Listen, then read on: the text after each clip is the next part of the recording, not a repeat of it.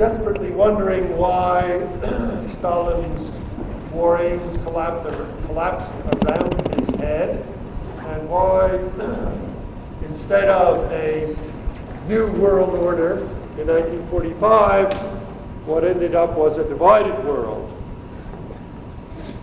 Well, I shall satisfy your burning curiosity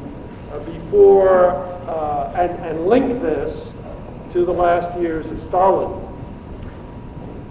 The answer in brief to the question of why Stalin's foreign policy failed, as I think it did, in 1944 and 45, was that a series of civil wars, or perhaps more accurately, internal wars, broke out in the western borderlands of the Soviet Union and in the external borderlands, that is, in those territories contiguous to the Soviet Union, from the Baltic Sea to the Sea of Okhotsk, that is, to the Pacific, if you will.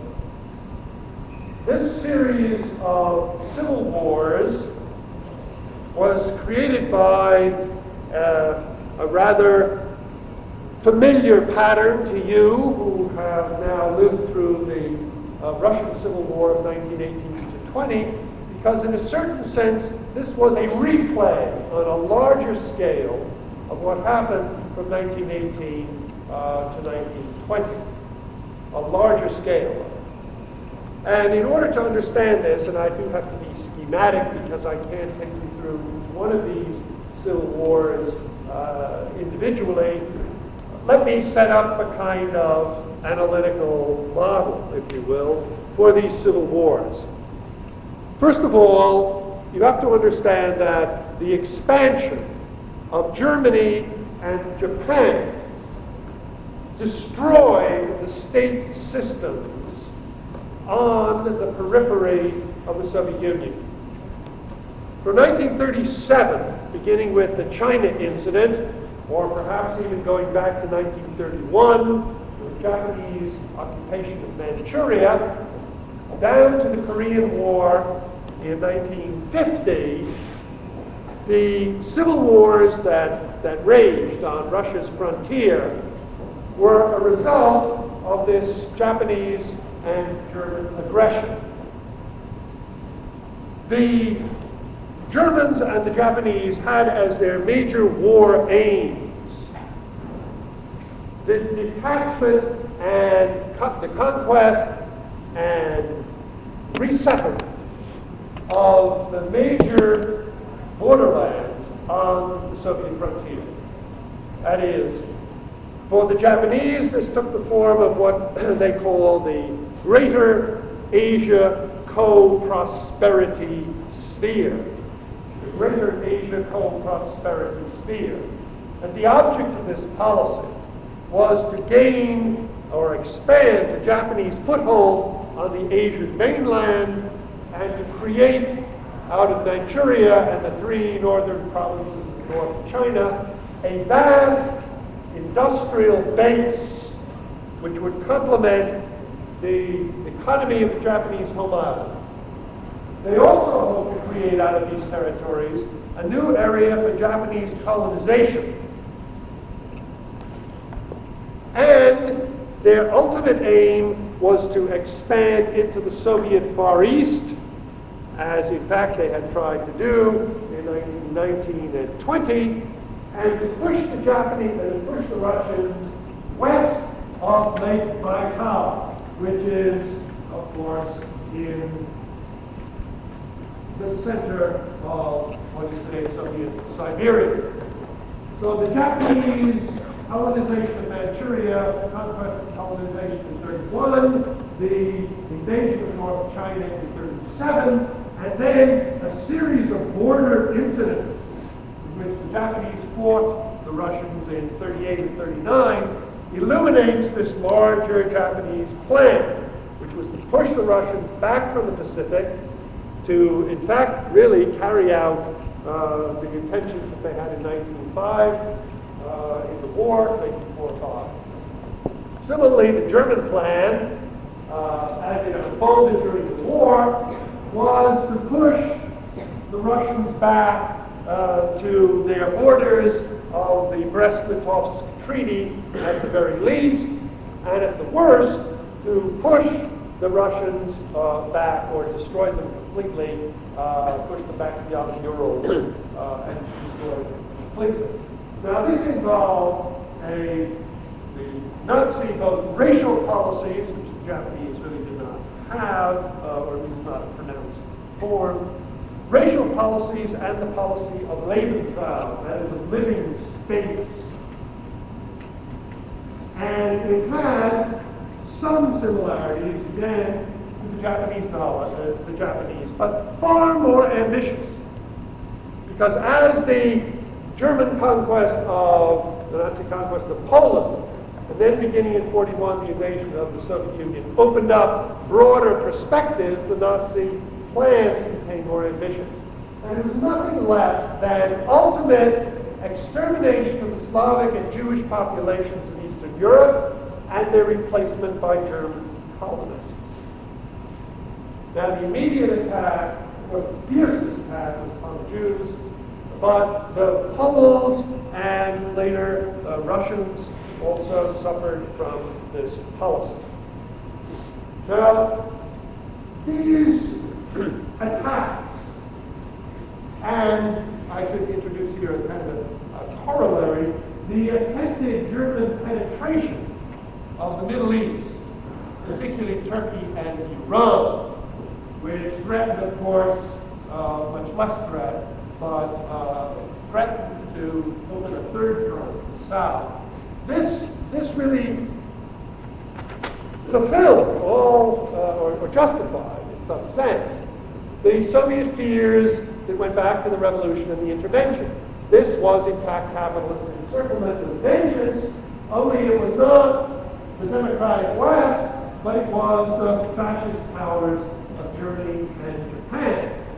Now, the effect of this double expansion at the expense of Russia, the effect was, and here's where I get to the origins of the Civil War, the effect was to destroy the social structures and the political institutions of the countries in Eastern Europe and places China, North China, and well, much of China, Central China as well.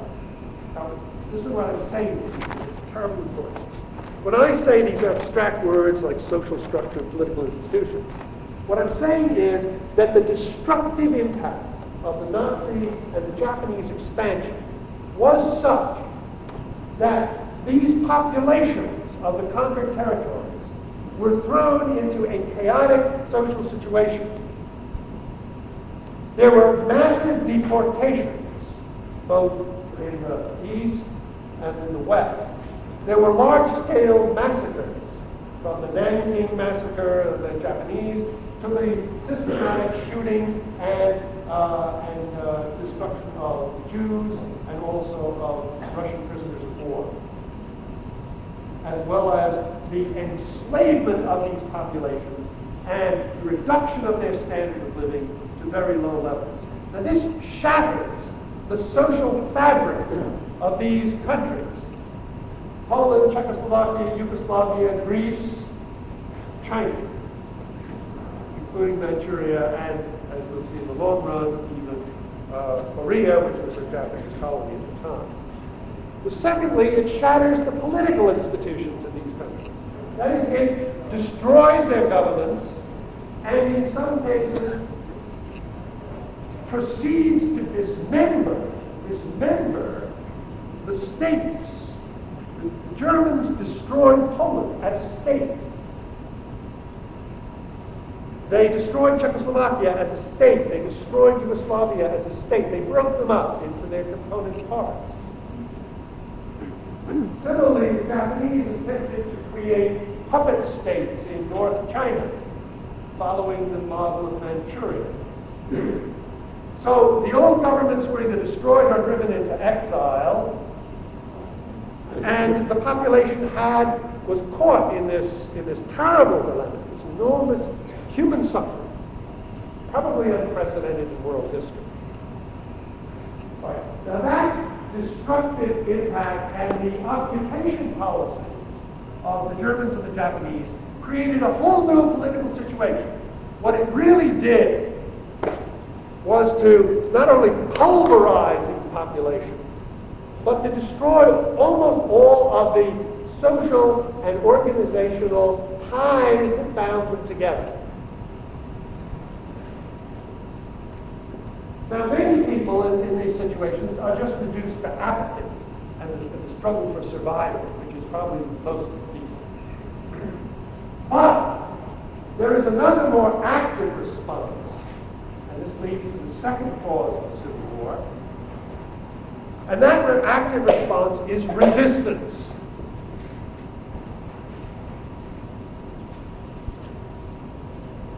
You must remember that when the Germans took over these countries and when the Japanese moved into China, they created, in order to just help administer these areas, they created collaborationist regimes or governments, puppet governments sometimes called, but collaborationist is the kind of generic term. Now, these were governments which were made up of local nationals.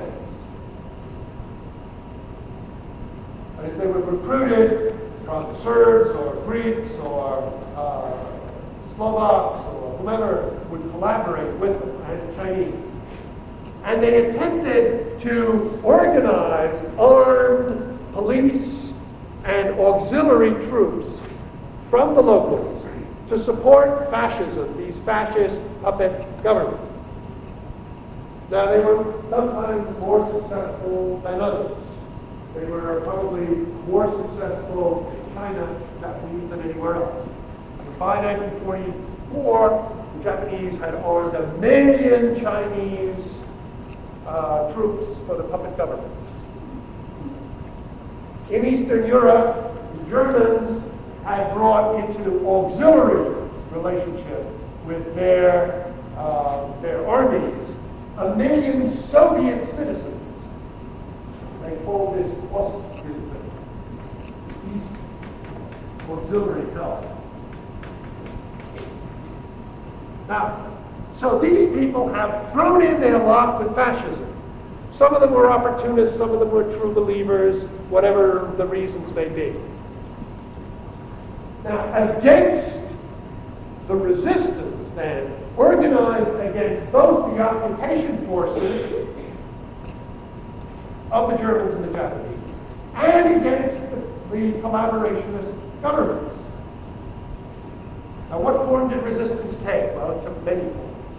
Sometimes it was sabotage and intelligence in coordination with the Western Allies in the United States. Sometimes it was terrorist attempts or attacks on individual soldiers of the occupying forces or the collaboration. Sometimes it even took the form of partisan movements. Now that's armed detachments of guerrillas which fought, for example, in the forests of Poland and the mountains of Yugoslavia and Greece, out of the caves of Henan, and in the forests of eastern Manchuria and Mongolia. Now these were, in many cases, armed from the former armies of these countries which were defeated, but also from arms which were sent either from the Soviet Union or from the United States and Great Britain. And the object was, of course, to disrupt the Axis war effort. What you had then, throughout Eastern Europe and East Asia, was at least two, and as we shall see, three-way civil war. The resistance movements were divided almost everywhere, from Poland to China. And they were divided between a communist resistance and a nationalist resistance. Now, the communist resistance was largely organized, of course, by local communist parties with very very tentative ties to Moscow. The tentative ties to Moscow for a variety of reasons, but by 1943, the Soviet government announced the dissolution of the Comintern. There was to be no more international communist organization. This was in part to pacify or placate the West, and in part to create the possibility for local communist parties to take more initiative in developing their contacts with non-communists. The second part of the resistance were the nationalists. Now, in Yugoslavia, this was Mikhailovich. In China, it was Chiang Kai-shek. And the nationalists were, of course, anti-communist, but pro-Allied. Now, what happened in particularly at the beginning of 42, is that communists and nationalists in some of these areas began to fight one another rather than to fight the common enemy, or to do all three things at the same time, or two things. So you had, for example, in Yugoslavia, the communist resistance led by Tito and called the partisans, fighting not only the German and Italian occupation and the puppet government of Lenin, collaborator, but also fighting against the nationalists of Mikhailovich. So here are Tito's partisans, not mainly communists, but not exclusively. And they are fighting against the puppet government of Lenin. They're fighting against the royal government in exile's nationalist army under Mikhailovich. They are fighting against the fascist detachments of the Croatians, the Ustashi, and they are fighting against the Germans and the Italians. Now, you want to know why Yugoslavia is falling apart today? Look back to the Second World War, when the Croats were fighting the Serbs, when the Serbs were fighting the Albanians, and when there were these deep-seated social antagonisms. Now, the person who brought it all together and held Yugoslavia together from 1945 until about 5 years ago was Tito and his subordinates who inherited his position. But once that firm hand was gone, Yugoslavia began to break up into its component parts. This is a long-term problem. And at the heart of these struggles between the nationalists and the communists, there are very real issues. They're not just ideological. They're social issues. And the two most prominent are the ethnic question and the agrarian question. Sound familiar? You bet, because that was the heart of the Russian Civil War from 1918 to 20. In other words, the same conditions prevail in Eastern Europe and in the Far East, unquote, that is written large, as it did in 1918 to 20. Only this time, of course, the Soviet Union is stronger, and this time the civil wars are more prolonged and complex. All right, so you have the two parts of the civil wars. The German and Japanese expansion, which shatters the political and social structures of these areas, the resistance to collaboration, which splits into two parts and creates a civil war. Now, what was Stalin's attitude toward the civil war? He didn't want one. He wanted resistance against the fascists, but he didn't want a breakdown of the resistance between nationalists and communists. The whole purpose of the Seventh Comintern Congress of 35 and of its renewal in 1941 was to hold together all the anti-fascist elements in a common fight against fascism. But he could not even control the communists let alone the nationalists. He couldn't control Tito. And he rebuked him time and time again. And in the post-war dispute with Yugoslavia, this whole issue comes up again. Tito wouldn't behave himself. Similarly, he could not control Mao Zedong in China, even less so. And he kept pushing both of them, bury the hatchet. Don't fight against the nationalists. They said, we have our own problems. Right.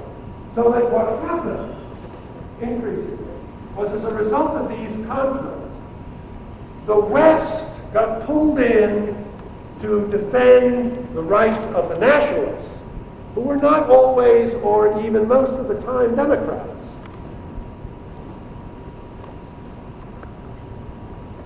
And the Soviet Union got pulled in supporting the communists because once the civil wars broke out, they could not afford to lose them. Why? Because if they did, there would be no friendly governments on their frontiers. There would be anti-communist governments of the old pre-war elites, like Mikhail in Yugoslavia, like the Polish government in exile, run by generals, old Polish generals, people who had fought in the Civil War, in the Russo-Polish War of 1920. So, by the end of the war then, the West began to regard the Soviet support for the communists in these civil wars as an indication that Stalin was trying to expand and take power in these areas and exclude Western influence. This fit their ideological construct of what Stalin was all about. It fit the idea that this was a gamble for expansion, indeed for world revolution. Stalin, on the other hand, regarded the Western support for the nationalists as an attempt to recreate a cordon sanitaire or a capitalist encirclement. And the efforts that both sides made, and on occasion both sides did make some efforts to resolve these disputes, were always sabotaged from within, that is, within these countries, by the struggle of communist versus anti-communist. Now, by 1946, one further item of importance that I want to note. This civil war also occurred within the Soviet Union. I think I mentioned that last time. And that civil war was between the Soviet partisans and the populations of the occupied areas, some of which were collaborating with the Germans, particularly in the Baltic states and in Ukraine. Therefore, when Stalin's armies moved back west into the Baltic states, into Ukraine, into the North Caucasus, Stalin began massive arrests and deportations, which in some cases amounted to whole population. Whole population. For example, the Crimean Tatars, who lived in the Crimean Peninsula, were accused as a people of collaborating with the Nazis. Now, that was not true, though there had been some Tatar collaborators. So, the entire population of the Crimean Tatars, several 100,000 people, were deported to Siberia en masse, and they're still there today. And as part of perestroika, they've been fighting to try and get back.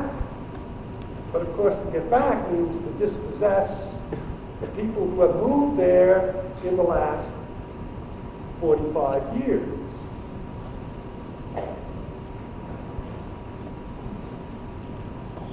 So Stalin was so concerned about the loyalty of the people. This wasn't the only case. The North Caucasus was supported two whole tribes. And of course, in these other areas, particularly in Western Ukraine, there were also deportations in the Balkans. But the fighting went on of the anti-communist guerrillas within the Soviet Union until 1962. There were still detachments in West Ukraine and small, insignificant. But to Stalin, no opposition is insignificant, right? What he sees then is a situation in which the civil wars on his frontiers become or are linked to civil wars within the country. Now, that's a dangerous situation. So, my argument then is that the civil wars brought about helped undermine, wasn't only the civil wars, of course, but helped undermine the wartime cooperation. And by 1947, 2 years after the war, a series of crises in Poland, in Yugoslavia, in Greece, in China, and in Iran, which I haven't had a chance to talk about. It's a somewhat different case, but I don't have to go into it. A series of crises brought a confrontation between first Britain and the Soviet Union, and then increasingly the United States and the Soviet Union. And each time the lines were drawn. Americans supporting the nationalists, Soviet Union supporting the communists. The conflict, the Cold War, had its domestic counterpart. And this is what I want to spend the rest of the lecture on.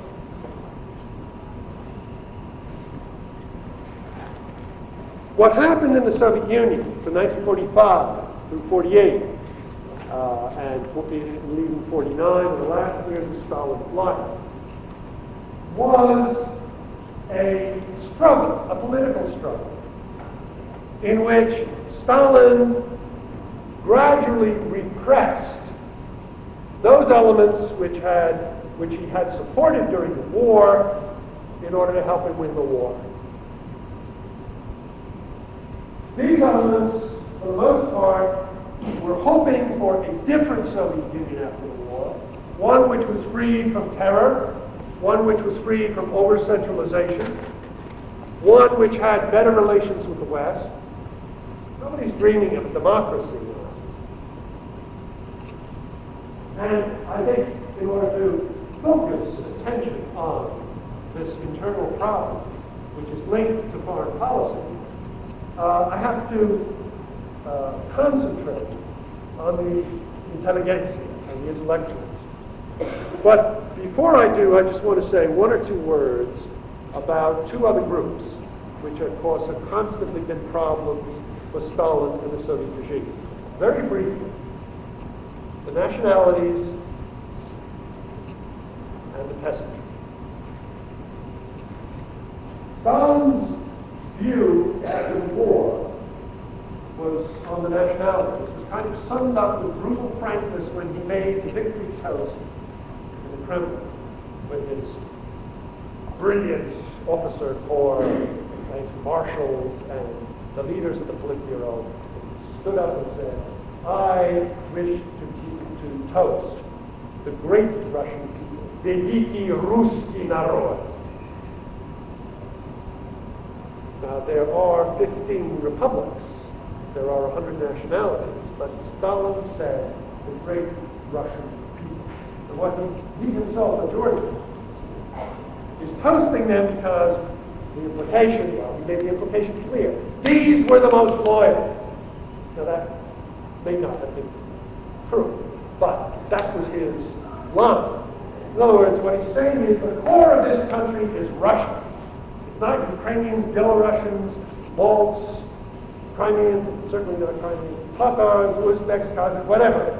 It is the Russians that held this country together. It is the Russians who won the war. And he is stressing this nationalist element, which you remember, it goes back all the way to socialism in one country, and he revived in the 1930s in an more obvious form. Now, his attack on nationalities does not only take the form of the deportation of several of them, But it also takes the form of severe criticism of what he calls national communist manifestations among the nationalities. Now this is typical Stalinism.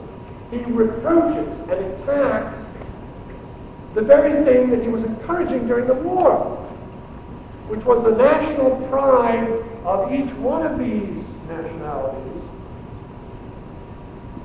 as part of the war effort. For example, he created for the first time in the Soviet army since the revolution national units. And it's units made up of the nationalities, Uzbeks, Kazakhs, Kyrgyz, so on. Secondly, he established branches of the Academy of Sciences in the individual republics.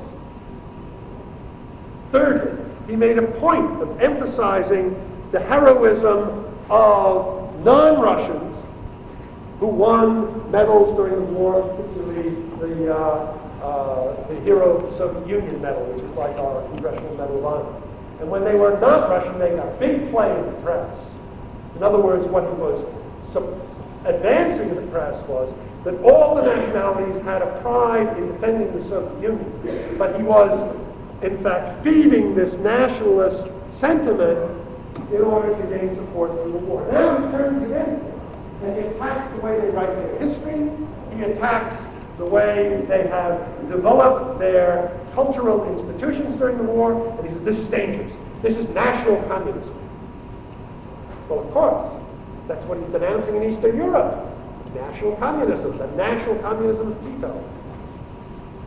The national communism of those who put their interests ahead of the interests of the Soviet Union, that is the interests of Stalin. So again, the connection is all in place. Secondly, the peasantry.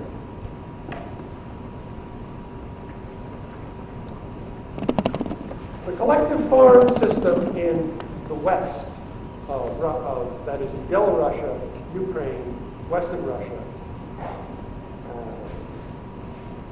was a shambles after the war. In fact, it wasn't much better throughout most of the Soviet Union. And the reason is twofold. First of all, the Germans came in. They did not break up the collective farms, which was the mistake they made, because it was a useful way to organize food supply. But they really destroyed its infrastructure. That is, they destroyed the Communist Party structure in these farms that had held them together. And second of all, they deported large numbers of farmers and dragged away a large amount of equipment, particularly the Romanians in the south, and they stripped everything they could and took it away. So these farms were devastated after the war. But even throughout the Soviet Union, they were in very poor shape, because most of the able-bodied men had been mobilized, and these farms were being run by women, by older men, and by children. And there's no equipment being provided for them. For 4 years, there are no replacement parts, there's no equipment. These people performed prodigies of heroism to produce what they did. But the farms themselves, without fertilizer, without proper, are in terrible condition. Now, what Stalin has to do is to re-collectivize Russia after the war. Now, that didn't, of course, go big either, because the peasants had expanded their individual plots, nobody was watching, and they had a great deal of freedom in order to make their own decisions, and they had worked. They had worked hard, not this time because of orders from Moscow or the manager's orders, but to save their country. And they expected some reward, and they didn't get it. What they got was recollectivization. So the tightening, because the peasantry could not be allowed to become an independent political force in 45 any more than it could be in 34, this recollectivization and this repression of the nationality were the reward they got for their support. And now we turn finally to the intelligentsia. Stalin had kind of made a deal, an implicit. Of course, Stalin never wrote down deals, never written contracts. But the implicit deal with the intelligentsia was, you will get more freedom to express yourselves, organize yourselves, and you support the war. And then after the war, we'll see. During the war, the intelligentsia, shattered though it was by the purges, threw itself into the war effort with enormous energy and great effect. Scientists, I told you about their organization in the Academy of Science, were absolutely vital for the armaments and for a whole set of innovations in weapons technology. The literary, musical, and artistic intelligentsia all threw themselves into war propaganda. But it was an effective propaganda because a lot of the restrictions were lifted off of them. They could now write about real people in real situations without this artificial ideology imposed upon them. So people like Konstantin Simonov, for example, became a great war novelist.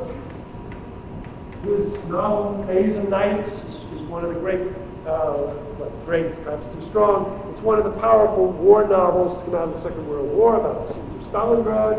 And he also began to write, as many other Russians did, lyric poetry.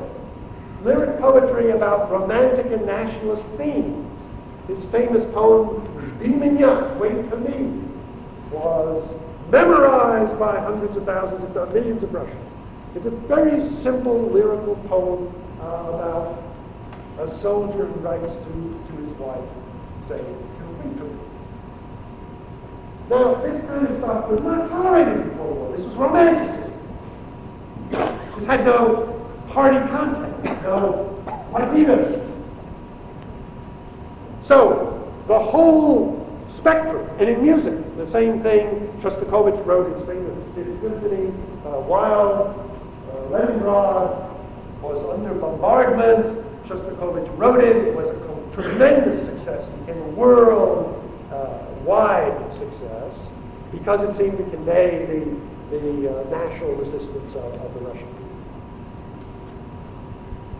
Now, all of this effort, the intelligentsia expected would be rewarded after the war by the continuation, certainly, of their good relations with the West, by a degree of artistic freedom, may not be comparable to that in the West, but certainly would be greater than that in the 50s.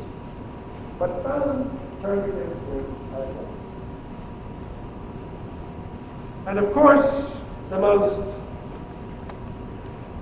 devastating blow was delivered by Stalin's pension-in-chief spokesman on ideological matters, Andrei Andreevich Zhdanov. Now, Zhdanov, as you know, had succeeded Kirov as the party boss in Leningrad. He'd been the one who had wanted to launch the war against Finland. He'd been the one who criticized Litvinov for his pro-Western foreign policy. Zhdanov was in command of Leningrad during the war, and he did a good job. But to hold the city, of course, he carried out some rather brutal policies of reducing the caloric intake of the inhabitants to the low starvation level. But anything, you see, to win the war. Now, Zhdanov, after the war, made this famous speech, which you have as your reading for retreat on literature, music, and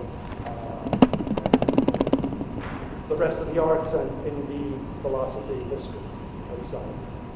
Now, in this work, Zhdanov unveiled a highly charged ideological campaign that has as its themes three things. One, the concept of socialist realism. Now, that concept was first developed in the early 30s at the first Writers' Congress by none other than Maxim Gorky, who would live to regret the attachment of this term to his name, but the story. What is socialist realism?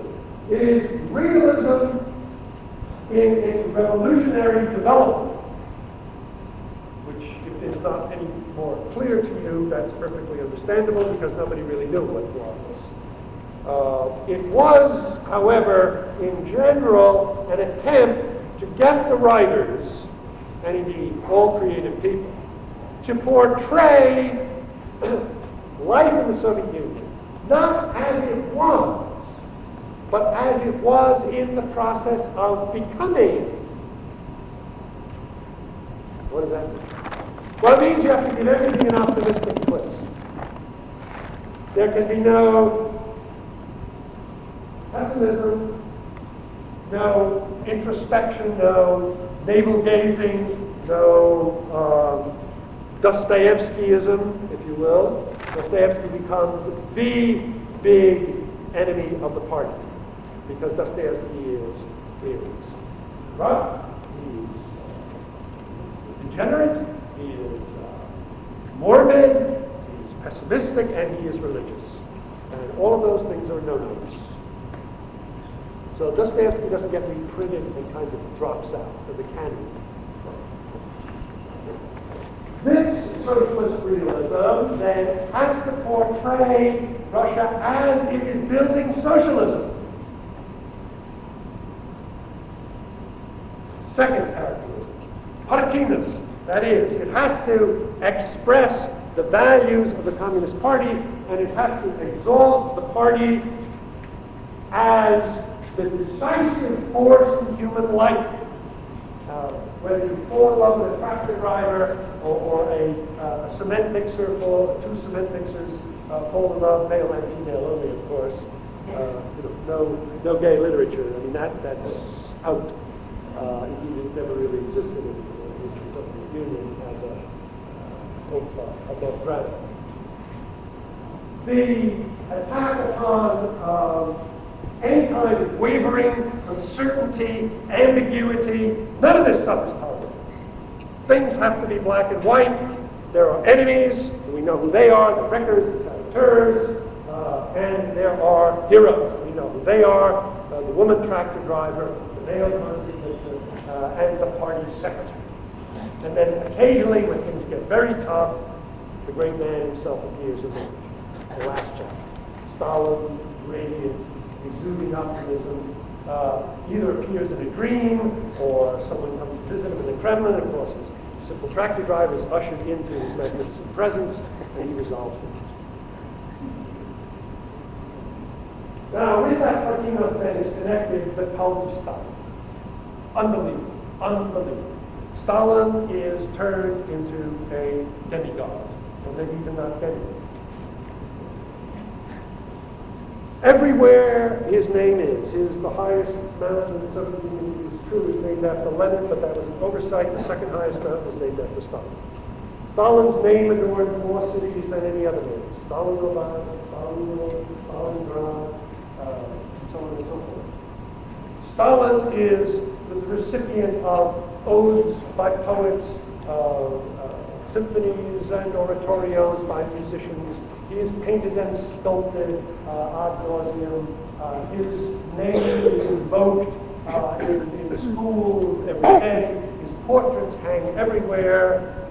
When he reaches his 70th birthday in the early 1950s, Pravda begins to print the birthday messages to Stalin on a page every day. And for 2 years, the 70th birthday readings are printed to Stalin. Now, given that, what does Zhdanov think of contemporary Soviet literature, music, art, philosophy, and science? He thinks it's rotten, corrupt, degenerate, bourgeois, infected by foreign influence. And so he chooses as his targets two very vulnerable people. The great lyric poet Anna Akhmatova, certainly one of the great lyric poets of the 20th century in any language, and Mikhail